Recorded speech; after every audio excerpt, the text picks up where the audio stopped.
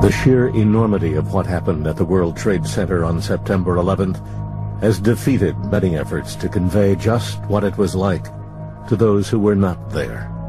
Working with reporters from the New York Times, Investigative Reports has interviewed some of the women and men who had miraculous escapes from the collapse of the Twin Towers, and spoken to relatives of those who died. They tell stories of great heroism, astonishing endurance, and terrible loss. From what I've heard, nobody above our floor made it out of the building. It's amazing. It's just a matter of feet, probably, that saved their lives. But I heard this woman screaming, "Help me, help me." So my nature was open up the door, put my suit jacket over my head, and reach out. And at that point, it was black smoke, black smoke that you could taste. People helped other people. People helped strangers. People helped colleagues. We were all heroes. In a 6-month investigation, the New York Times has examined thousands of pages of official records and interviewed more than 100 emergency workers to piece together what happened to the towers and the people inside that day. The investigation has uncovered surprising and disturbing breakdowns in communications relied on by rescue workers, and survivors and relatives of the dead have revealed deadly flaws in rescue plans. Their accounts provide important lessons for the future of tall buildings and the people who work in them. Reporter Ford Fessenden. This story has been both the most difficult and the best story that I think I've ever been involved in. Incredibly compelling, incredibly large. The reporters are used to telling stories of tragedy, but never on this scale. Tonight, what happened in 102 minutes, from the first moment of impact to the final collapse. 8 a.m., September 11th, 2001, at the World Trade Center, New York City. Another typically beautiful fall day. Well, normally I arrived at work around 8 o'clock in the morning. That was my normal time. I'm an early bird. Lynn Simpson worked for a public relations company in an office on the 89th floor of the North Tower. We usually met in my office, and my office had a view of both rivers and the Empire State Building. At the very top of the North Tower sat the Windows on the World restaurant. Waiter Jan Maciejewski often told his wife how much he enjoyed working there. They would sit and talk with the customers. It was a nice atmosphere. He always had funny stories when he came home. Windows on the World was the pinnacle of an astonishing architectural achievement. 2 immense steel, glass, and concrete towers soaring 1,300 feet into the air. Leslie Robertson was the chief structural engineer responsible for the construction. Our responsibility was to try to come up with a new way to design and a new way to build and a new kind of structure for such a building, because no one had ever built such a large structure before. Every floor is essentially an acre in size, and so it's actually a huge building compared to any other tall building that had been constructed before or since. At 8:44 a.m. on September 11th, Chuck Allen noticed something unusual from his window on the 83rd floor of the North Tower. And it wasn't like I dwelled on it, but it was just one of those quick thoughts you have, and I realized I'd never seen an airplane over there, and what I thought was very, very low. A split second, half a second perhaps, before the plane hit the building, we heard the jets. At 8:46 a.m., American Airlines Flight 11 crashed into the North Tower of the World Trade Center at a speed of just under 500 miles an hour. Most of the 300 people between floors 94 and 100 died in the initial fireball, which also killed the 88 passengers and crew and the 5 hijackers. At the instant the plane struck, Walter Polipiak was opening the door to his office on the 89th floor. It was like getting hit with a baseball bat on the back of your head and just flying through the air. It was, it was unimaginable to lift somebody that's, 225 pounds through the air into a sheetrock wall. And literally just holding on to the doorknob. Investigative Reports and the New York Times have gone under the skin of the towers to reveal how the buildings and the people inside responded to the massive assault that day. The Twin Towers were immensely strong structures built to withstand hurricane-force winds. The enormous steel and concrete buildings could flex and stretch before springing back into place. They had even been built to withstand a plane crash. Structure was designed to resist the impact of the 707 aircraft, which was the largest aircraft of its time. But it was designed for sort of low-flying, slow-flying Boeing 707. The impact of the American Airlines 767, which was flying far faster than the old Boeing 707, tested the North Tower like never before. The 767 smashed through the north side of the tower, shattering most of the massive steel columns on that side, and plowing on into the core of the building. Structural engineer Gene Corley headed the first comprehensive inquiry into what happened to the Twin Towers on September 11th. We came to the conclusion that about 2/3 of the columns on one side of the building had been destroyed or damaged to the point that they could carry virtually no load. But while the North Tower had been dealt a massive and grievous blow, initially it appeared able to cope with the impact of the hurtling plane. Each column is carrying a small part of the total load, so that you can take a large number of the columns out, just remove them, and you still have a way to take the load with the remaining columns. While the North Tower reeled from the initial impact, hundreds of phone calls, text, and email messages began to pour out from those trapped inside.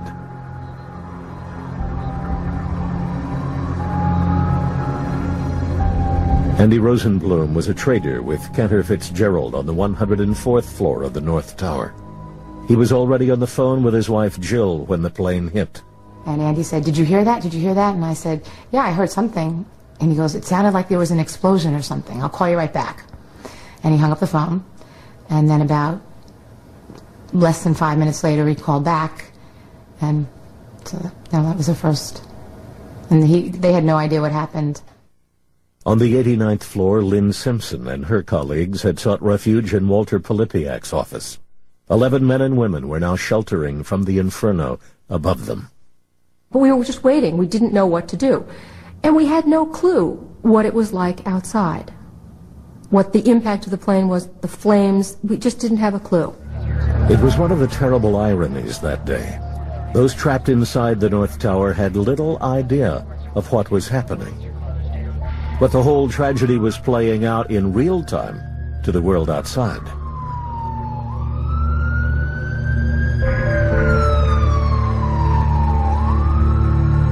What's going on? Thousands of workers on the lower floors of the North Tower began streaming out within the first few minutes of the plane hitting. As they left, emergency workers were already arriving. The New York Times has uncovered 20 hours of police and fire emergency radio communications never released before to gain further insight into what happened that day. The World Trade Center, tower number 1 is on fire. The whole outside of the building is just a huge explosion. When we return, as emergency workers rushed to the rescue, how thousands of people in the North Tower began a perilous descent to safety. There was smoke, there were jet fuel fumes. As soon as I stepped into it, I thought, this is really not good. We're going to be breathing this stuff all the way down. And I looked around and I was thinking to myself, some of these people are not going to make it all the way down. 9 minutes. At the top, 170 staff and customers in the windows on the World Restaurant were struggling to cope with smoke pouring in under doors and windows. Waiter Jan Maciejewski told his wife it was becoming difficult to breathe. And I said to him, well, go somewhere, get some water and wet a napkin and put it by your face. And he told me that there was no water around for him to do that, but he was going to try the vases and see if there was water in the vases. As the North Tower burned, thousands of office workers in its sister tower to the south rushed to their windows to see what had happened. Before September 11th, Stanley Premnath on the 81st floor of the South Tower and Brian Clark on the 84th had never met. But events that day would bring the two men together and make them friends for life. The whole airspace outside my glass was filled with flame, and I didn't know what it was, but my reaction was, my thought process was at that time that there had been an explosion a couple of floors above me. I turned, looking behind me, towards the Hudson, and what I saw was fireballs coming down. Didn't know what was happening. Stanley made for the elevators to leave. Brian Clark, who was a fire marshal for his company, started encouraging his staff to evacuate. Because of my experience in 1993, there was a responsibility, a pressure, if you like, to get people moving and moving down. September 11th was not the first time Islamic terrorists had tried to destroy the World Trade Center. In February 1993, 6 people died and more than 1,000 suffered from smoke inhalation when terrorists linked to Osama bin Laden exploded a truck bomb in the basement of the North Tower. But getting thousands of people down the stairs and out of the World Trade Center then took more than 3.5 hours. Evacuation procedures had to be improved. This Port Authority training video, shot in June 1999, shows firefighters inside the Twin Towers using stairwells equipped with emergency lights and painted with luminescent paint to guide people out in the dark. These simple safety measures introduced after the '93 bombing were to save thousands of lives on September 11th. At the top of the North Tower, Windows on the World staff had fire drills once a month and thought they knew exactly what to do in the event of a fire. He told me that the fire department made an announcement over the loudspeaker and told them to stay where they were because they were going to come up and get them. The advice to stay where you were and wait to be rescued was standard procedure. The 1999 video shows firefighters following a strategy called defend in place, where only those closest to the fire are rescued while the rest of the building is not evacuated. Vincent Dunn was a firefighter for 42 years. He's fought hundreds of high-rise fires, and he says the defend-in-place strategy was doomed to fail on September 11th. The defend-in-place strategy was imposed on the fire service by builders and designers of high-rise buildings. And the defend-in-place strategy states that we have to fight the fire while the people in the building stay where they are. We will evacuate the people closest to the fire, but we're supposed to instruct everybody else to stay in the building. The reason is the stairways are not designed to take all the people out of a high-rise building at one time. Many of the people trapped high up in the tower were at first sure that they would be rescued by firefighters. Lynn Simpson was with 10 other men and women unable to get out of a conference room on the 89th floor. We were all scared. By that time, I think we'd started to shake. We didn't know what was going on outside, but we knew that it was very bad, whatever it was. The New York Times' Jim Glantz has analyzed what happened to the structure of the Twin Towers at the first moment of impact, when 10,000 gallons of aviation fuel ignited. Probably about half of that immediately vaporized and exploded in a fireball. The rest of it was spread around multiple floors, setting fires. The furniture in the offices would have been set on fire. The carpeting, everything that makes up an office, setting a tremendous fire, because remember, each office was 1 acre in space. The massively strong steel beams on the exterior of the towers guarded the interior, creating nearly an acre of open space on each floor where no supporting beams were needed. But this clever use of resources also created the ideal opportunity for fire to spread. Any fire that starts in these large open floor areas involves the entire floor. There's no restriction to smoke or heat. Now, if you had 10 or 20,000 square feet of burning floor, firefighters cannot extinguish that much fire. The steel skeleton supporting the Twin Towers was also vulnerable to fire. Instead of being encased in traditional heavy-duty masonry, the steel had been sprayed with a lightweight fireproof foam, which, while cheaper, was much less adhesive. The New York Times has reported that the foam fell off easily, and the Port Authority had been fixing and replacing missing sections in the months before September 11th. But even if the fireproofing had been perfectly applied, the impact of the plane crashing into the North Tower was so powerful, it simply blew most of it off, allowing the fire to attack the steel beneath. Once the planes hit, whatever condition it was in before the fact, made no difference because an impact would knock it off and the fire would have devastating effects on the steel. The last line of defense for the North Tower was manned by the Fire Department of New York. Even as they approached the scene, experienced firefighters could see the scale of the challenge ahead. Fire chiefs were telling firefighters, God be with you, and firefighters were saying to each other, hope to see you again. I believe they did know that this was a especially dangerous fire.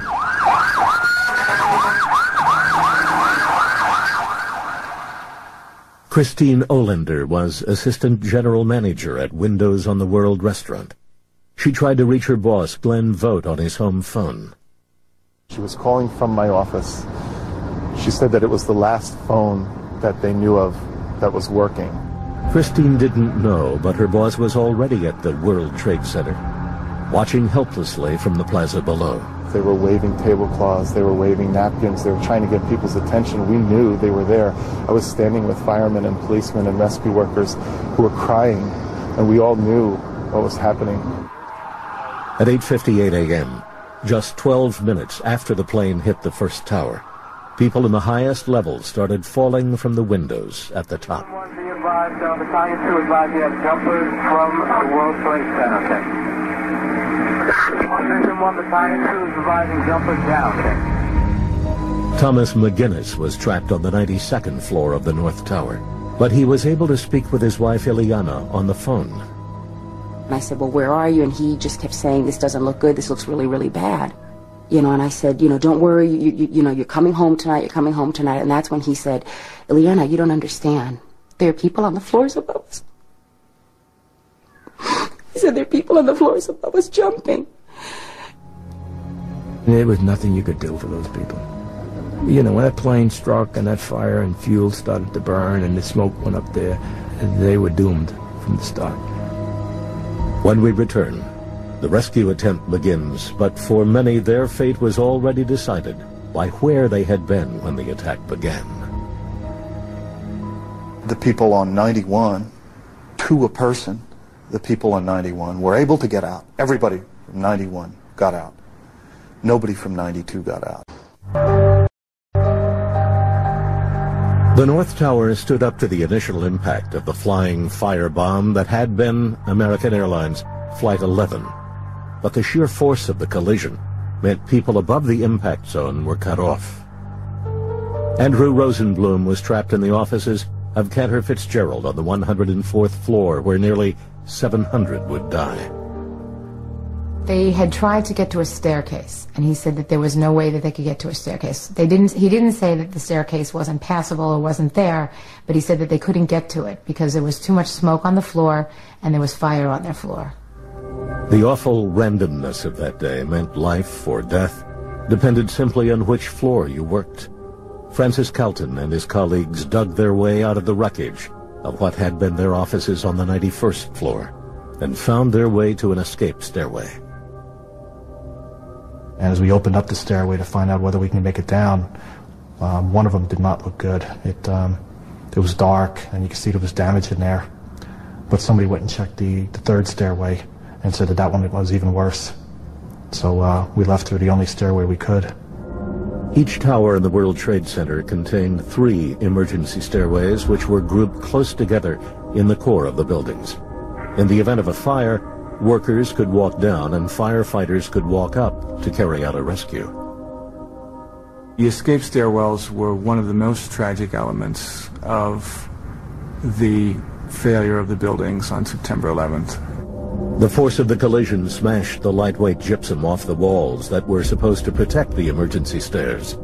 All 3 stairwells near the impact zone were destroyed or blocked. If the escape stairwells had survived, despite all the other devastation that took place in the buildings, possibly as many as 1,100 people who, in fact, became trapped above the airplane impact zones might have escaped. On the 89th floor, 11 men and women were trapped inside a conference room. As smoke came under the door, they began making desperate phone calls to their loved ones in the outside world. Some people were crying. They couldn't deal with the emotion. It was scary, and it was raw emotion. We were just there. We were strangers, we were colleagues, and we were together. It was just us. The devastating damage done to the internal workings of the North Tower has been analyzed by scientists led by structural engineer Gene Corley. When the plane hit, there was a push that occurred in the building that would cause some distortion of everything inside the building. Very likely in the upper levels near where the plane hit, doors would have been jammed, walls that were standing there would have, in some cases, been knocked over, other cases they would have just been pushed sideways. The group trapped on the 89th floor couldn't open the door to the emergency stairwell. The doors were all locked in the hallways, or jammed, I guess. At this point, I believe they were probably jammed, steel on steel, the way the building had shifted. I believe the doors were probably all jammed in the steel frames. By 8:58 a.m., fire and black smoke were covering the top of the North Tower. Every time I returned to my office, I was making coughing sounds to make it sound like there was too much smoke in the hallway, but really, we were trapped. There was no way out. We're getting reports on the 104th floor, back room, 25 to 30 people trapped. I also have the 103rd floor, northwest room, 103, with people trapped also. I have the 83rd floor with people trapped as well.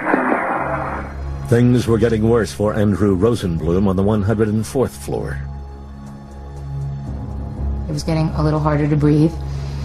Nobody was screaming, or I mean, considering that there were about 50 people in that office, and it wasn't really made to hold that many people.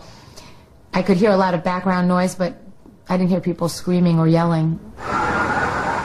Smoke had filled the windows on the World Restaurant at the top of the North Tower, where 170 people were trapped. The manager could only watch from the street below. I looked up in just utter disbelief at what was happening.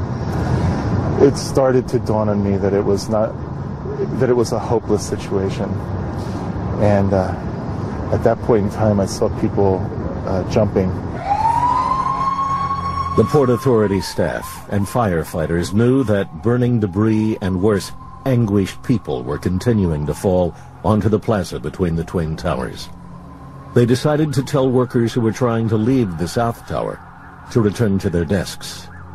People in Building 2 were not in danger, and had they gone out into that plaza, they would have been struck by falling glass, people jumping out of the building. So that was the right order to give. In the South Tower, hundreds of workers had already taken the elevator all the way down from the top floors and reached the lobby. We were about to go through the turnstile. The security guard says, "Where you guys are going?" I said, "Well, I'm going home because I saw fireballs coming down." He said, "No, your building is safe. It's secured. It is safer to stay in your building. Go back to your office." By now, Stanley Premnath was just a few feet from the street and safety. But his fellow workers urged him to listen to the security guard's advice and take the elevator all the way back up to the 81st floor of the South Tower. "Stanley, man, come on in the elevator. You're not scared to go back in, are you?" And they're making fun of me. "No, I'm not scared, but, I don't know." Stanley decided to join his 18 colleagues and go back up in the elevator. The others all died later that day. Some went to the 79th floor, some went to the 88th floors. I went on the 81st. Stanley had only just sat down again at his desk when he realized he had made a terrible mistake. I just happened to raise my head looking straight towards the Statue of Liberty. It was 9:02 a.m., 16 minutes since the North Tower had been hit. And what I saw was a giant airplane coming straight towards me.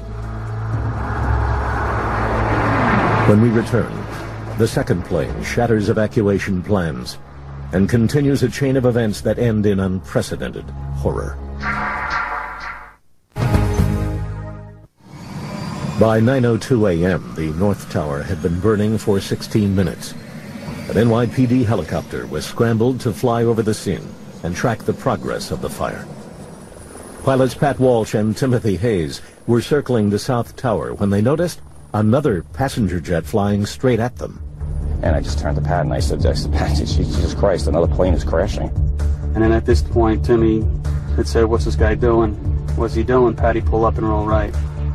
I told Pat, you have to climb. He's going to hit us. I said, he's coming so close to us, he's going to hit us.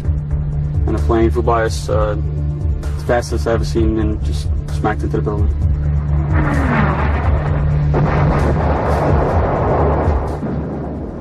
At 9:03 a.m., 17 minutes after the attack on the World Trade Center began, a second plane crashed into the South Tower. The impact immediately killed the 60 passengers and crew of United Flight 175 and the 5 hijackers.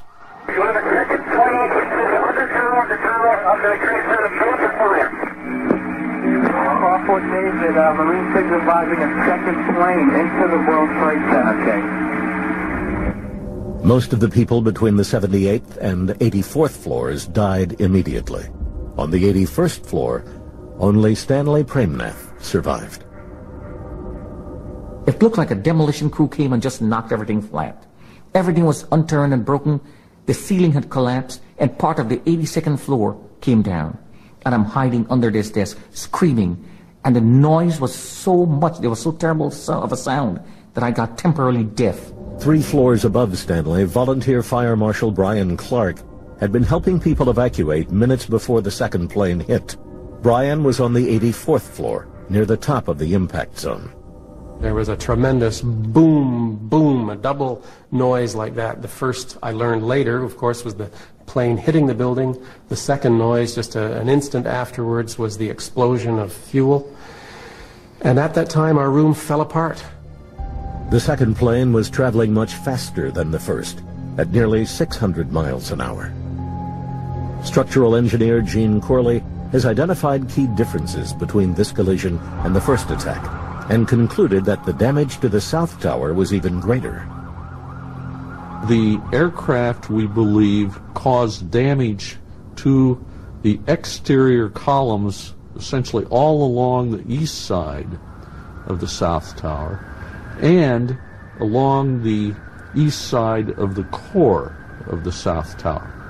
So we think it weakened that side of the building considerably.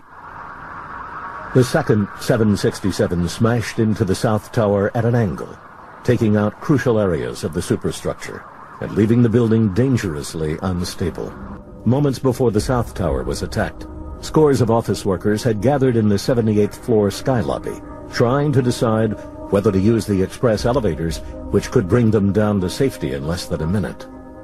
This sort of crossroads of this decision-making was the 78th floor, and when suddenly this plane, and it was just the wingtip of the plane, crashed through the south wall. They describe a scene of incredible devastation almost immediately, in which most of these people are killed or terribly injured.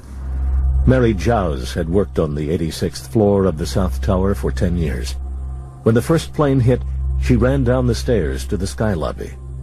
So did Ling Young. Mary and Ling had been friends for 25 years, but that morning they didn't notice one another in the crowded confusion. They were both about to board an elevator when their world exploded. The next thing, I woke up and I was knocking debris off of me. I had been blown when the plane hit the floor. And the only thing I remember, I was thrown from one end to another. And then when I got up, I don't know how long it took. When I got up, my glasses was filled with blood. I couldn't see. And I just saw fire, and I felt like my face was on fire. So I turned immediately, and I felt like my back was on fire. And so instinct tells you to roll. I mean, that's what you've learned from childhood. You roll if you're on fire. And unfortunately, I rolled into other people who were not moving. Mary and Ling were 2 of just 12 people who survived the carnage on the 78th floor. As many as 180 others may have died there. On the 84th floor of the South Tower, volunteer Fire Marshal Brian Clark was trying to lead some of his staff to safety. Brian was about to make the most important decision of his life. He had to choose from one of 3 stairwells, A, B, or C. For whatever reason, and I don't know why, I turned left, and we got to stairway A. And unfortunately, there are no stories around of anybody coming down stairway B or stairway C, but just pure luck, a miracle perhaps. I turned left and we started down stairway A. There were fewer choices on other floors. Greg Milenowicz was an insurance broker trapped with 20 others on the 93rd floor. When his father heard the World Trade Center was under attack, he was able to reach Greg on his cell phone. Greg at that time, I could tell by his voice, was scared. He said to me, Dad, can you get in touch with someone and tell them that there's about 20 of us on the northeast corner of the 93rd floor. Greg had been about to leave the South Tower after the North Tower was attacked, but was told it was safer to return to his desk. A couple of times he said, why did I listen? Why did I listen? Then he also talked about the fact, why was I here today? I just came back from vacation yesterday. And why is this happening now? Joseph made the agonizing decision to break off speaking to his son, to get advice from the fire department about what Greg and the others should do. Joseph was given assurance that firefighters were on their way. He said, we're going to get him out of there. And it sent a chill through me because it appeared to me just cool professionalism. So when I spoke to Greg and said, Greg, they're on their way up, hang in there, I can remember him yelling out, they're on their way, they're on their way. Come on, let's be calm. But with stairways destroyed and the fire raging, there was little chance that Greg or anyone else trapped above the impact zones in either tower could be saved.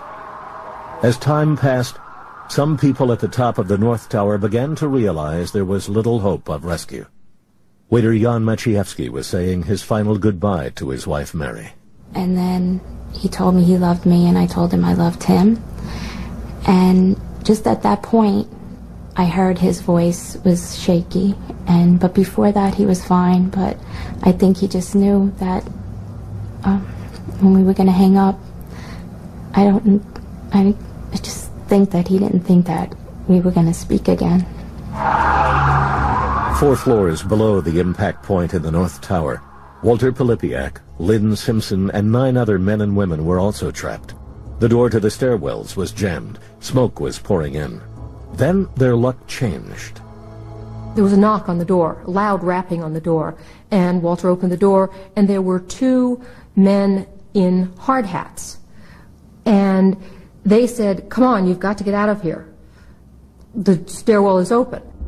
2 Port Authority construction workers had forced their way up the stairs and broken down the jammed door. One of the men has since been identified as Pablo Ortez. And Pablo Ortez is my hero. I mean, unfortunately, Pablo did not make it, but Pablo Ortez is the person responsible for saving everybody on that 89th floor. They knew what they were doing, and they were directing us. And we did what they said. They did not come down the stairs with us. They went up the stairs. They shepherded Walter, Lynn, and the others to a stairwell that would lead them down to safety, and then continued to climb up to help others. Thinking back on it, I realized how brave they were and how dedicated they were to helping strangers. It was a day of great bravery and self-sacrifice, but also one of chaos and fatal confusion. When we return, as survivors of the fireball continued their long walk down to safety, why so many of their would-be rescuers continued to walk up to near certain death. The radios and the radio systems that they had in 1993 failed then. They went back into the buildings, those precise same buildings, with the exact same radio equipment in 2001. When the attack began, there may have been as many as 14,000 people working inside the Twin Towers. Thousands got out in the 17 minutes between the first plane hitting the North Tower and the devastating follow-up attack on the South Tower. Of the approximately 1,950 people that died here, only about 100 were in the lower floors. So it was a wildly successful evacuation. The people who could get out pretty much got out. But hopes of rescue were fading fast among those trapped above the impact points in both towers. Thomas McGinnis was locked in a conference room on the 92nd floor of the North Tower, talking to his wife on the phone. I mean, everything about that day was hard. He said, you know, if we get out of here, it'll be a miracle. So they didn't expect to get out of there. God, it's still today just so unbelievable. Like, this couldn't have really happened. There were also unbelievable and terrible scenes for those who managed to get to the emergency stairs. Bill Cadmus was walking down an emergency stairwell in the North Tower when he first realized how badly injured some of the other people were.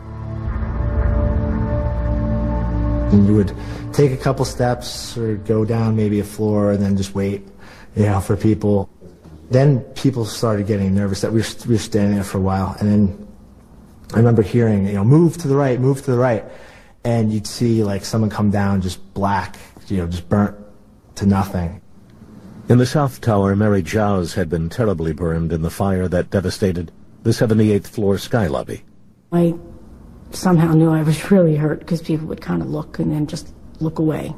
But Mary still managed to find a stairwell and start the walk down. So it was like literally when you were going down, you were going in almost in a circle. See, I'd have to hold on a little bit because I get a little dizzy. But 77 flights, the last flight of stairs. I don't climb a lot of stairs anymore. By now, hundreds of firefighters and other rescue workers were rushing up the stairs in an attempt to save those who were trapped. So I took a company with me. I took ladder 110 from Brooklyn, and we started going up. Fire Chief Richard Picciotto arrived just after the second plane hit. He was told people needed assistance on the 25th floor of the North Tower. We made our way up to initially the 21st and the 25th floor, the floors that people were in need of assistance, and they were already being treated by other firemen. The smashing impact of the planes meant most of the tower's elevators were not working. And so that meant firefighters had to climb the stairs. The weight of the gear is 94.5 pounds. The firefighters' ability to deal with high-rise fires while laden with heavy equipment has been tracked by the New York Times' Jim Dwyer. Each firefighter is carrying hose and the bunker gear and the hat, and the whole setup with oxygen and everything else is an enormous load. It's about, you know, half the weight of an average fireman. To get to the scene of the fire meant climbing up as many as 90 floors. That's 180 flights of stairs, 10 steps at a time. And the firefighters were handicapped by another fundamental problem. Their radios did not work efficiently inside the Twin Towers. Sometimes you could hear very well, other places you can't. You know, you could be in one place on the floor and hear transmissions. You could be 20 feet away and you don't hear anything. It's just very sporadic operation. The problem with the firefighters' radios had been well established in 1993, in the first attack on the World Trade Center. But when this drill ran in 1999, firefighters were still using the same inadequate radios. By September 2001, little had changed. Firefighters couldn't get messages up the stairs or down the stairs. They couldn't get them from one side of the street to the other side of the street. Firefighters' inability to communicate with one another inside the towers had fatal consequences on September 11th. They couldn't get a message from the people warning them that the building was about to fall down to the fire commanders who were in charge of all the men who had rushed into the building to try and save others. As the firefighters walked up, they began to meet some of the hundreds of office workers trying to come down the same narrow stairs. 48th floor, we saw the first firemen, you know, marching up the stairs, and these guys were just the, I guess they were like the Green Beret of the fire department, because they were just marching up the stairs. Bill Cadmus had walked down from the 83rd floor. The next group of firefighters he met were having a much tougher time coming up. They were really struggling to get up. And they had like, these guys had like 2 oxygen tanks. One guy had a fire hose over his shoulder, big pickaxes, plus they had their coats on and everything else. The 1999 training video shows that the stairwells in the Twin Towers were just wide enough to allow a single file of people to walk down, while a single file of firefighters walked up. In the North Tower, Lynn Simpson and 10 other office workers hadn't even made it to the stairs yet. They had to crisscross through the burning building to find a clear way out. It was pitch black, it was smoke-filled, and ceiling tiles had fallen, furniture had fallen. We didn't have any lights, so we all held hands. Walter Pilipiak led the others through the darkness. I held up my cell phone. I stood on something, either a desk or a chair or a file cabinet. It was over, and I held up my phone light, and the green light was the only access light that people from the other stairwell could see coming across. But he kept that little cell phone going, and the light was like a beacon. It was wonderful. By 9:30, thousands of people from the Twin Towers had successfully evacuated. But nearly 2,000 people were still inside, most of them trapped above the impact points, and hundreds of emergency workers were still marching up the stairs trying to rescue them. When Investigative Reports returns for the second hour of The Anatomy of September 11th, why so many brave firefighters died in the Twin Towers. More than 120 in the North Tower couldn't hear their own commander telling them to evacuate. He called everybody down to the lobby. He said, all units come down to the lobby. At 9:32, that was 27 minutes before either building collapsed. Virtually no one answered him, and virtually no one came down to the lobby. And the remarkable story of how a few brave men had truly miraculous escapes. I prayed. They say your life flashes in front of you. I thought of my kids, my wife, and then I just prayed, please God, make it quick. By 9:30 a.m., the attack on the South Tower had left at least 300 people trapped above the impact zone between floors 78 and 84. Now their hopes of survival and those of the more than 800 trapped at the top of the North Tower rested on one thing: the ability of firefighters, heavily burdened with emergency equipment, to walk up to the top of the Twin Towers and carry out a rescue. I told the firemen, take a break, because we were walking up the stairs. We got to get further up. We got to get up to the fire. The fire was on, as far as we know, approximately the 90th floor, the 93rd floor. In the South Tower, survivors from the impact zone started walking down Stairwell A. When they reached the 81st floor, they couldn't have known that going down Stairwell A was their only possible route of escape. We met a woman coming up, a very heavy-set woman, and she said, "Stop. You can't go down. We've just come off a floor and flames and smoke. We've got to go up." And she really blocked us as she waddled up to where we were. The others agreed to go up, but Brian was distracted by a noise. I heard this banging on the 81st floor and this voice calling out of the darkness, "Help, help, I'm buried. Is anybody there? I can't breathe. Help." Brian decided to investigate. Instead of going up the stairs, he set off across the smoldering office wasteland, searching for the disembodied voice which was directing him through the darkness. "Come to your left, come this way." And then all of a sudden it was, "Can you see my hand? Can you see my hands?" And yes, there I was. All of a sudden there was this being, this person. And "Hallelujah, I've been saved," said this voice. The man Brian was about to meet was Stanley Premnath, the only man left alive on the 81st floor. But I really thought that I was seeing things. I really thought that I was dreaming. And I have never seen this man in my life. 13 years in the building, never knew where Eurobrokers was, never knew Brian Clark. Stanley was trapped behind fallen debris. Brian had to use both his strength and his powers of persuasion to get him out. And I said, "You must do this." The person jumped again, and I hooked perhaps under their arm or something and lifted and pulled this person up and over this immovable barrier. And when I jumped the second time, he just reached over that wall and he grabbed me under the arm and around the shoulder and the neck, and he just yanked me right through on top. And the two of us fell in a heap on the floor. And I got the biggest hug from a stranger I'd ever had. And to sort of break the clutch, I said, "I'm Brian." And this voice said, "I'm Stanley." But Brian and Stanley were still in terrible danger.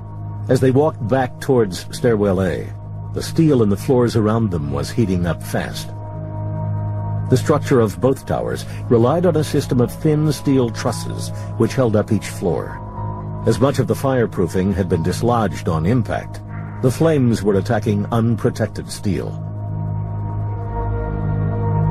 When steel is not protected, the strength reduces very fast. When you get to about 1100 degrees Fahrenheit, you lose about half the strength of the steel. The fire inside the towers may have reached temperatures of 2500 degrees Fahrenheit. The New York Times has reported what happened to those steel floor trusses then. The steel did heat up, and it became softer and softer, almost like licorice. And eventually, all the steel had been weakened in this zone.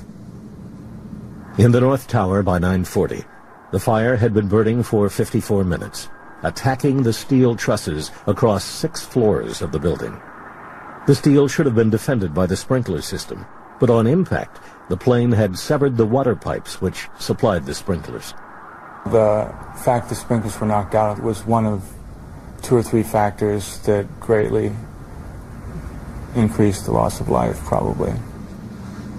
The destruction of the sprinklers made the going tough for those walking down the stairs. Francis Calton had been on the 91st floor in the North Tower.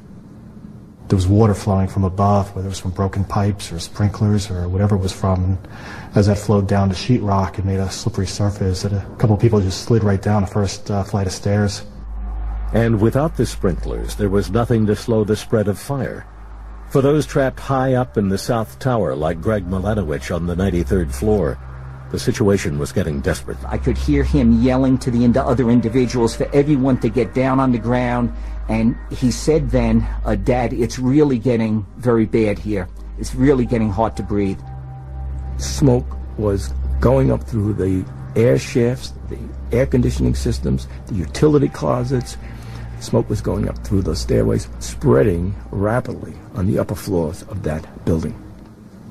Brad Vadas was trapped with about 15 other traders in a conference room on the 87th floor of the South Tower. We believe that they couldn't get the door open, whether it was from the explosion and that it was jammed sideways, something was mechanically wrong with it. And also a few of them had tried to make it to the roof also and couldn't get open onto the roof. At least 200 people climbed up the stairwells in the hope that helicopters could rescue them. They didn't know the fire department had stopped rooftop rescues after 1993. And the Port Authority had barred access to the roof. I cannot understand how people in high-rise buildings have the misconception that they think they can go to the roof and wait for a helicopter to rescue them. A helicopter can rescue 5 people an hour. A good stairway can take hundreds of people down. We should have signs in high-rise buildings, "Do not go to the roof waiting for helicopters." But the New York Times has learned there were no signs in the Twin Towers warning that access to the roof was blocked. And unfortunately, they didn't tell anybody. They didn't tell the tenants in the buildings that that's not an option for you in an emergency. It's more natural to go away from the fire. I mean, isn't that what most of us would do? So you go away from the heat. And you don't think that you're going to find a dead end at the top. And that's what they found. They found a blocked, locked door to the roof. On the 81st floor of the South Tower, Brian and Stanley had made their way back to Stairway A, but still had to decide whether to go up or down. They didn't know they had less than an hour to get out. I just sensed we had to go down if we could. We would test what was below. If we ran into flames and smoke and we couldn't get past, well then we would have gone back up and followed other people or looked for other ways down. But I was not personally ready to just commit to going higher. Stanley was battered and bleeding, but they managed to climb down past the debris in Stairwell A without too much difficulty. We were sliding and walking, holding on to the rail. But I had my hands most of the time around Brian's neck for support. When we came to the dry wall that was leaning against the railings, some places I recall we seemed to be able to push it, others we slithered underneath. We moved fairly quickly. Brian and Stanley met no one going down, and so never got the chance to tell anyone about the safe passage they had found. It was an easy descent. There was no panic. Neither of us were running. And of course, wondering where everybody was. I remember having that feeling. It was very strange that we're just the two of us for the entire descent. Eerie. Tragically, the information that Stairwell A was clear never reached either the emergency services or the people trapped near the roof. No one was able to gather that intelligence, send it from the inside of the building to the 911 centers, which were getting calls from people trapped at the top of the South Tower who were desperate to get a way out. And to tell them, look, you can go to Stairway A and get out of the building. There is a way down. You know, you might find a little smoke, but you'll be able to get down to the lobby. As Brian and Stanley neared the lower floors, Stanley urged them to hurry. And even though I was cut, bloodied, and bruised, and Brian was saying, look, let's not hurry. In my heart, we have to get out of here as early as possible, because this building was going. It was now 9:54. The South Tower had been burning since 9:03. The steel trusses supporting the massive weight had been devastated by the intense fire caused by the exploding plane. The South Tower was dying. When we return, 300 people are still trapped above the 84th floor, and firefighters are still marching up the stairs to rescue them. No one expected the entire building to pancake down in 10 seconds. By 9:55, both towers were obscured by thick black smoke. In the North Tower, Fire Chief Richard Picciotto was continuing the hard climb up the stairs. I have with my bunker gear and my mask approximately 60 pounds. The average fireman is carrying close to 100 pounds. We're going up, but we're going slow. As more and more emergency workers continued the climb up, hundreds of office workers were nearing the end of their journey down. Francis Calton had made it all the way from the 91st floor. I was more worried about the people above me, worried about the firemen who were going into the building, walking past us. As we're going down, they're coming up, and I was kind of saying a prayer for all of them on the way down. At least 125 people with limited mobility normally worked in the Twin Towers. Wheelchair-bound Tina Hansen had been carried down by co-workers from the 68th floor of the North Tower. I thought, I'm not dying in here today.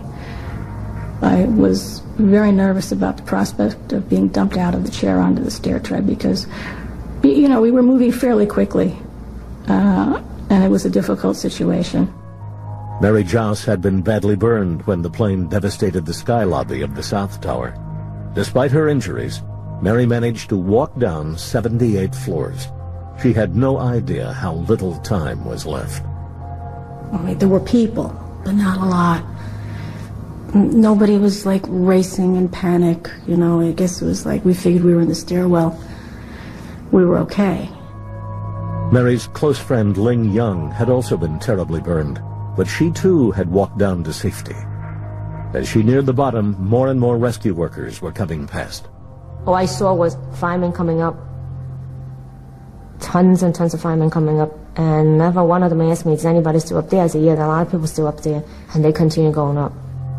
Mary and Ling had both survived the horror on the 78th floor and walked down the same stairwell. But the first time the two close friends saw each other that day was in an ambulance. And I'm laying in the ambulance, and I see a lady standing there. And I hear her talking, and I yell out, is that you, Ling? And she said, yeah, she was my friend for over 25 years. So then I heard a voice call me, and that was Mary. She was already in the ambulance. They'd gotten out just in time. Stanley Premnath and Brian Clark made it onto the plaza at 9:56 a.m. And a fireman or a policeman at the door says, hey, stop, fellas. If you're going to cross Liberty Street, you got to run for it. I said, what do you mean? He said, well, there's debris falling from above. And I said, well, should I look up? And he said, well, I wouldn't. He said, I'd just go for it. As Brian and Stanley ran across the plaza, inside the South Tower, hundreds of people were still trapped in the top floors, where it seemed there was no way out. Greg Milanowicz was in a conference room on the 93rd floor. As the steel inside the tower weakened in the ferocious heat, the whole structure was beginning to give way. Greg Milanowicz started his final conversation with his father. He told me that he loved me, and his mother and his brother. So he was telling us all his final words, his final messages. To a dad, it was something I was trying to dismiss because the situation just kept getting worse and worse. And now I was hearing the final words of my son and effectively was trying to shake them off. Mary Jouse and Ling Young were in the back of an ambulance being driven away from the foot of the South Tower. And we started to leave slowly because there was a lot of people and equipment around. And we were 2 blocks away when the ambulance stopped. Brian and Stanley walked up the hill before stopping to look back at the tower. And we peered through the railing, up through the trees at the tower, and Stanley said, you know, I think that tower could come down. And I don't know why I'm telling this man this building is going. But I knew it was not over. I said, there's no way. That's a steel structure. That's just draperies and carpets and furniture burning. You know, there's no way. And I didn't finish my sentence when the tower started to slide. And I can still remember hearing, first of all, this boom, boom, boom explosions. Right at the top, there was like sparkling confetti. And that was the windows bursting out into the blue sky up at the top. And the building started to slide down into its own dust. Greg's final words was that the ceiling was falling, the ceiling was falling. And I looked up on the television screen, and all I could see was dust. I can remember trying to understand what was going on here, but it kept gnawing at me, the fact here that I was hearing my son die. Even the police helicopter pilots flying overhead could barely take in what was happening. It's gone! The whole tower! They knocked the whole freaking thing down! The fallout from the collapse spread out across southern Manhattan. Mary and Ling watched with their ambulance driver from just 2 blocks away. He says, my God, that's where we were. And we later on realized how lucky we were that we actually survived twice that day.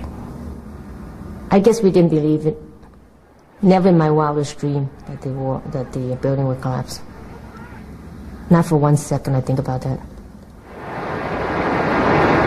But how could a massive steel building fall into a pile of dust in 10 seconds? The South Tower's steel skeleton had been so weakened by fire that when a corner of the 80th floor collapsed, it started a chain reaction. The collapse occurred by first the exterior columns buckling outward, and then as they buckled outward, the tower began to come down on the east side, and it tilted, and then after it had tilted a little bit, the entire top of the building started moving straight down, and it all collapsed straight downward. If the South Tower could collapse, how much longer could the North Tower stand? It just was inconceivable that the building collapsed. I'm still trying to call for my superiors to ask them what happened. You know, what do you want us to do? And I couldn't get in touch with anyone. My mind was racing. I really didn't know what brought the tower down, but I thought whatever brought it down is going to probably bring this one down too.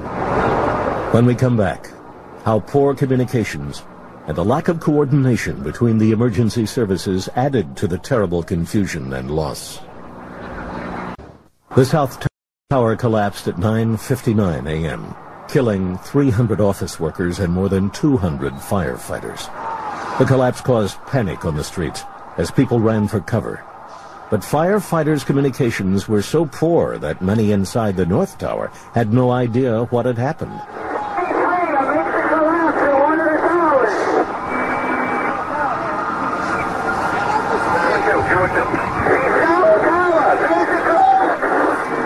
The collapse of the South Tower wasn't visible to people inside the stairwells of the North Tower.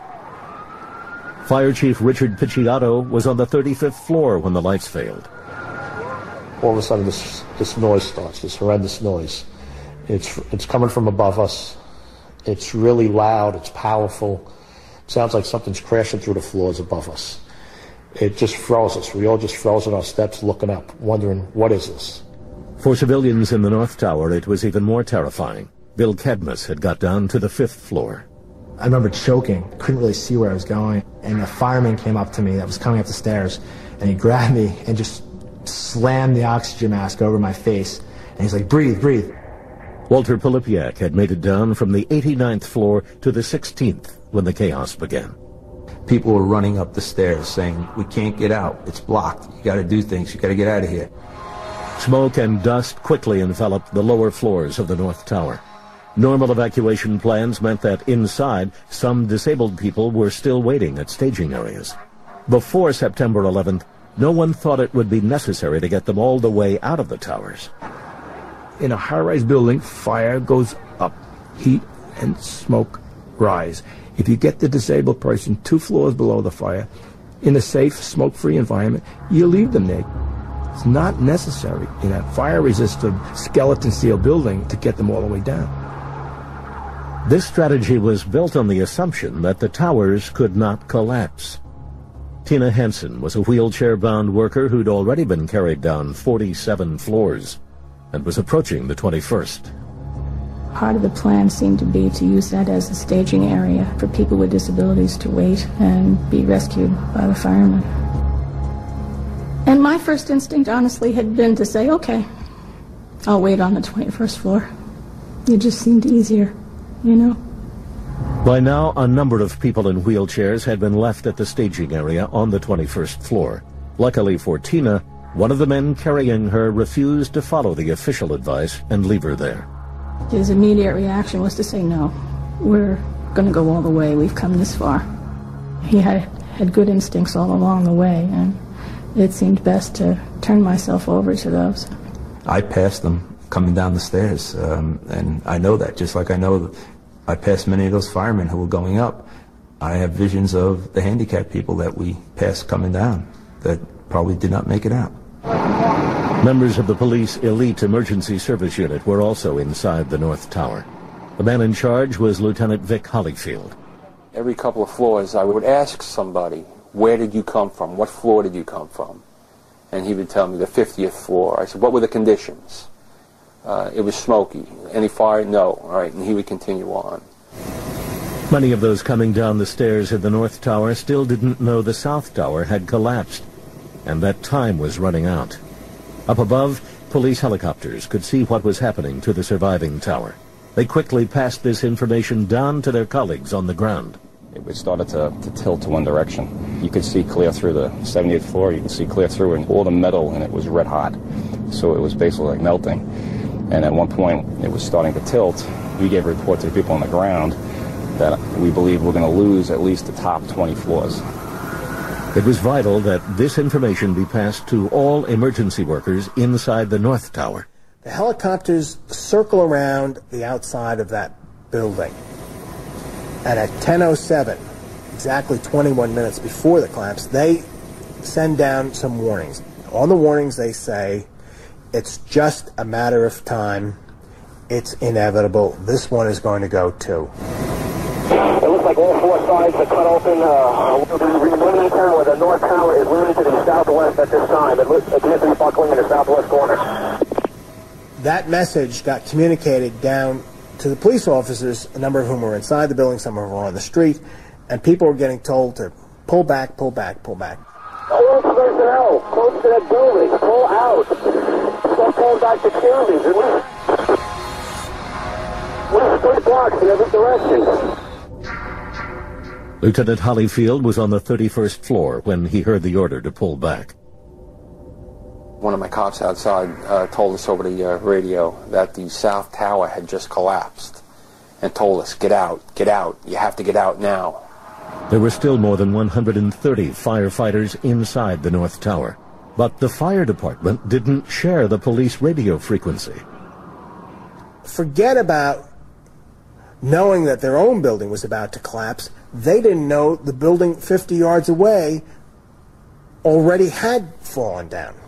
And traditionally, the fire department did not work closely with the police department at emergencies.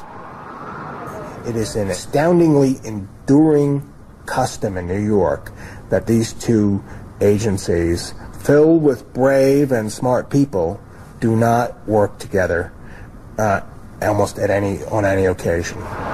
Even when police officers inside the North Tower tried to pass on the message to get out, they weren't listened to. I told these firemen that were there must have been at least a dozen of them. I said, listen, fellas, we're out of here. You got to go. We're all leaving. And they didn't leave. They stayed where they were. Floor number 7-8. Relay to battalion, please. Fire Chief Richard Picciotto was one of the few firefighters who did hear the order to get out. We're getting out. And I went to all three stairwells. There's three stairwells in the building. Yelled up and down for people to get out. Floor by floor, I was doing a quick sweep to try to make sure no one was left behind. But when he reached the 12th floor, Fire Chief Picciotto found another staging area where 20 people with some form of disability were waiting to be rescued. We started taking the injured. We're going down. It's slow going down because now we have non-ambulatory people. We're carrying them, helping them go, whatever we had to do. It was 10:26. The North Tower was moments from collapse. Lynn Simpson had walked down from the 89th floor and made it outside. There were the flames, there was the smoke, and things were falling all the time. Glass was shattering. And you heard that horrible thunk. And I did see white sheets covering bodies out in the plaza level. Though thousands had been successfully evacuated from the North Tower, nearly 2,000 people were still trapped in the upper levels, and more than 130 firefighters were still in the stairways. I got down to approximately the 6th floor. The building was shaking more. The lights went out. I knew what was happening. I knew the building was collapsing. When we come back, how some would survive the collapse of the North Tower against all odds. Something in my head told me, get out, get out, get out. At 10:27 a.m., the North Tower had been burning for over 100 minutes. Conditions in the building were becoming unbearable, even for the firefighters in their protective equipment. They were facing superheated temperatures, toxic smoke, chaotic situations in the stairways. They were facing fear. The steel holding the tower up was reaching temperatures higher than 2,300 degrees Fahrenheit. The floor trusses, which were lightweight to start with, probably had the fireproofing knocked off them. They sagged in the heat. And once that happened, it's sort of like if two people are leaning backward and holding hands, they can stay there indefinitely until they let go. Well, the hands in the twin towers were the floors. They gave lateral support to the columns. Once the heat caused the floors to fail, those hands let go. Inside the tower, Fire Chief Picciotto, his crew, and one disabled woman had only made it down as far as the 6th floor. When all of a sudden, this tremendous noise started again. I heard that noise 29 minutes earlier when the South Tower collapsed. Now it was even louder. Lieutenant Vic Hollyfield had just made it outside. When all of a sudden I heard a rumble. We all heard this rumble, and we looked up. Here's a building that stands a half a mile in the air, crumbling toward you. It took 8 seconds for the North Tower to collapse. I tell people there's a lot of things you could think about in 8 seconds. There's not really a lot you could do. We started running. We all just started running. And then I just prayed, please God, make it quick. I just wanted it to be over. Lynn Simpson had just made it out of the building. And I saw the Trade Center literally collapse in upon itself, floor by floor by floor, and it took seconds for it to happen. It was a massive building, and it just pancaked. Lieutenant Hollyfield tried to escape the falling concrete by diving under a fire truck.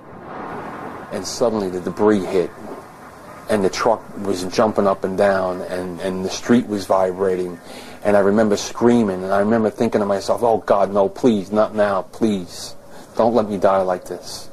This was a feeling I'd never experienced before. Sheer terror. Waiting to die. Laying there waiting to die. As the floors pancaked downwards, Fire Chief Picciotto's group began falling inside the collapsing tower. The building was shaking, we were getting tossed around, and then the stairs went out from under me. And I started tumbling and falling. I'm laying, total darkness, total silence. It's black, no noise at all. And at first I thought I was dead. I remember thinking to myself, holy Christ, I'm buried under here. And then all of a sudden, it stopped. Just quiet. And I couldn't see anything. I couldn't hear anything. But I knew I had to get out. I had to get out from under this truck. And as I took a step, I stepped on somebody. It was a body. I know it was a body. I started getting the grit and dust out of my eyes. And it was total darkness, black. But I had the sense that there were other people there. So I called out, is anyone else here? And I started getting a few responses. Yeah, I'm here too. Miraculously, the 12 firemen and the disabled woman they had been carrying lay battered but alive in the remains of the stairway. They had survived the collapse of 107 floors, but were now encased in debris in what they feared would become their tomb. From under the ruins, Fire Chief Picciotto continued to try to make contact with the outside world. I think it was approximately an hour and a half I was calling until someone answered me back. And I told him we were in the B stairway, the North Tower, the B stairway, approximately the third floor. That's where I originally was, about the third floor. And his first response back was, where's the North Tower? The devastation was such that rescue workers couldn't even tell where the tower had been.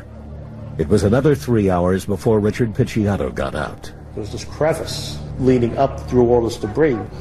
So I climbed up and followed the light, and all of a sudden I was on top of this.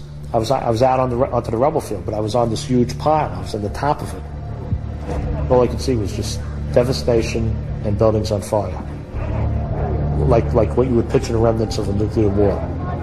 Even veterans of building collapse were stunned by the sheer scale of the obliteration. I've spent 40 years looking at collapsed buildings, mostly due to earthquakes, and I've never seen the complete destruction of the contents that I saw in these buildings. Other buildings you can identify the floors, you can identify desks and things like that, but this was just complete destruction. 102 minutes after the attack on the World Trade Center began, both towers were gone. At least 2,823 people died in the Twin Towers, among them 343 firefighters, 37 Port Authority workers, and 23 police officers. I was just lucky.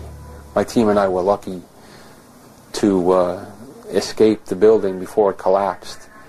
The building came down so suddenly and so quickly, there was no chance, if you were in that building, of escaping. And I knew I'd lost men. I knew the casualties were astronomical. 14 members of the Emergency Services Unit were among the dead.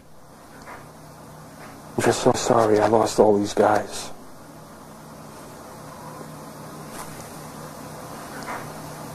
They were friends of mine.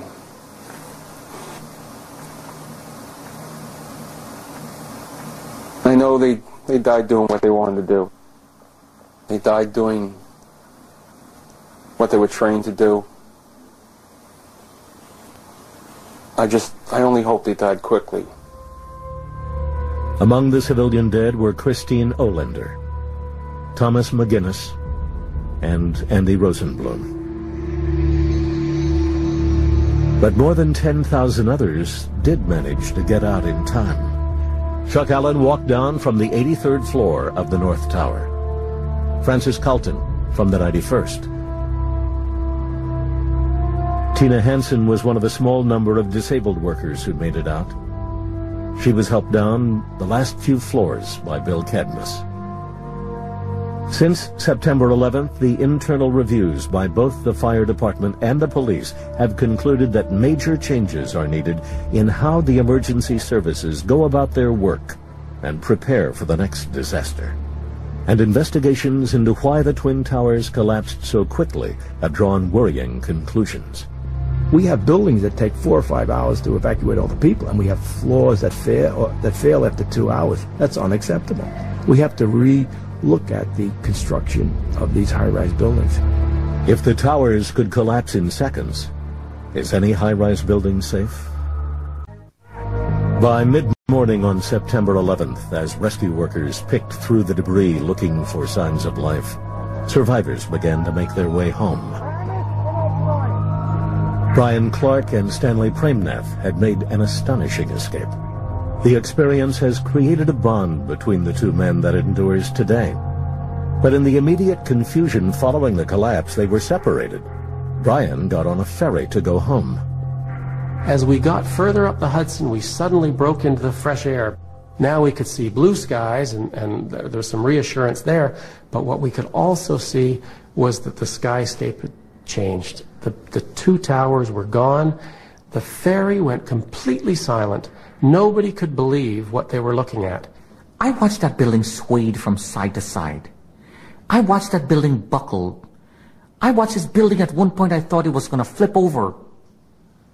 And I'm saying to myself in my heart, Lord, all these good people, the firefighters, the cops, the EMS workers, all my friends who are trapped in that building, what is going on with them? They're going to die. And that feeling of loss was so intense in my heart that I was numb.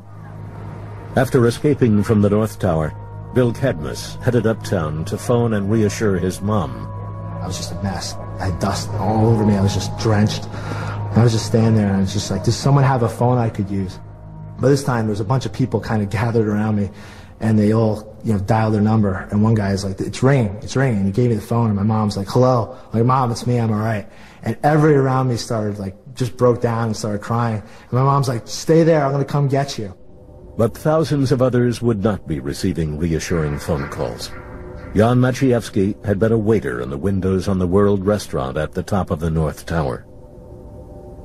I was trying to call him on the cell phone, and I couldn't get through.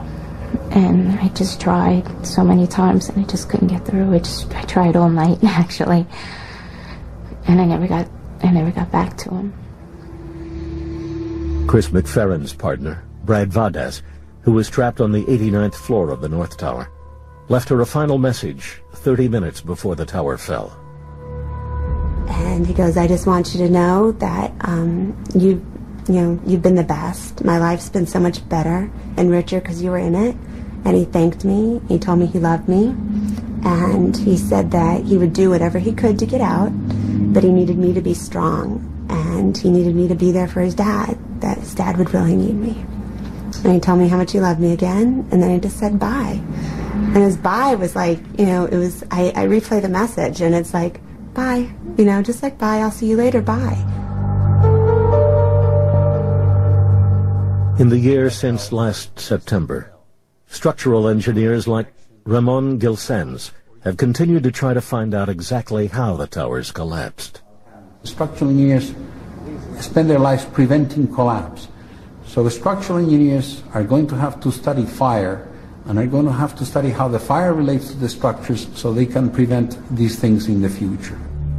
Engineers are not just focusing on the Twin Towers.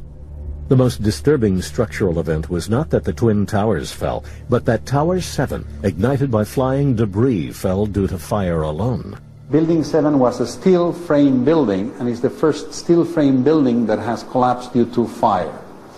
The failure of the building was an implosion. So it failed completely different than towers 1 and 2, in which the floors failed first. Before September 11th, structural engineers didn't think the effect of fire on buildings was something they needed to consider. We have to learn about fire, have to design for fire the same way that they're designing for earthquake or for wind. For their time, the Twin Towers were an astonishing feat of engineering. It is little comfort to the man who built the towers back in the 1970s. He could never have imagined what terrorists would one day do. I think the structural concepts of the building were very strong. I mean, obviously I wish that I had made them stronger. How could I not? But when you work on something as enormous as the World Trade Center, it's like a constant battle, but certainly it received from us a labor of love. Finding out exactly how the towers fell is also essential for the safety of hundreds of other high-rise steel buildings around the world and the people who work in them. Engineers can no longer ignore the threat of terrorism when creating landmark buildings. We want fireproofing that can stand up to impact. We want a building that can redistribute the load if part of the columns are knocked out. We want stairwells that are not placed so close together that one single event can take them out easily. We want stairwells that are more likely to have the fireproofing that surrounds them in place after an impact. So there's a whole series of things that we've learned from this that can be helpful in designing buildings that might be the target of terrorists in the future. But it's the fire department that may have the most to learn from September 11th. Faulty radios meant that at least 121 firefighters may have died because they couldn't hear the command to leave the North Tower. And there is another more deep-rooted problem still to be addressed. The inability to communicate with other agencies was not strictly a technological problem. It was really a cultural issue, where the fire department and the police department, particularly in New York, do not work together at fires. There was a lot of discussion after September 11th about the extraordinary cooperation that took place that day. In fact, if you speak to people in the fire department and most people in the police department, they will tell you that there was no interaction between those agencies that day. They did not bicker, they did not squabble, they simply didn't talk to each other. Hundreds of firefighters sacrificed their lives in acts of great courage. But the whole strategy of fighting fires in high-rise buildings now has to be reviewed. On September 11th, people were told it was safer to stay in the South Tower. Many of those who took that advice returned to their desks and died. In the future, people may not be willing to do as they're told. The fire service is in trouble because the last part of the defend and play strategy is gone. A, the buildings are not fire resistant. B, we cannot extinguish fires in these large open floor areas. And now C, the people will not listen to our instructions. To survivors of the attack on the World Trade Center, it's vital that the hardest lessons are learned. We can't forget September 11th, because if we do, something worse will happen. And if all those people died, there has to be something that they prevent in order to make this, allow me to live with this. I just need to know that this is not going to happen again. For those denied the chance to see their loved ones before they died, some small comfort is taken from the last words they had together. It was obvious that Greg was passing us all final messages. Although this was a nightmare to me, at least I had the benefit of saying goodbye to my son, and Greg said goodbye to us. I feel tremendous sorrow and anger that so many people died so needlessly. And I don't understand why they did die and why so many others survived. I don't understand. Some survivors are determined to remember September 11th with pride. It makes me proud that So many people did so much and were so strong on that day, and they drew upon their own inner strength to meet their fate.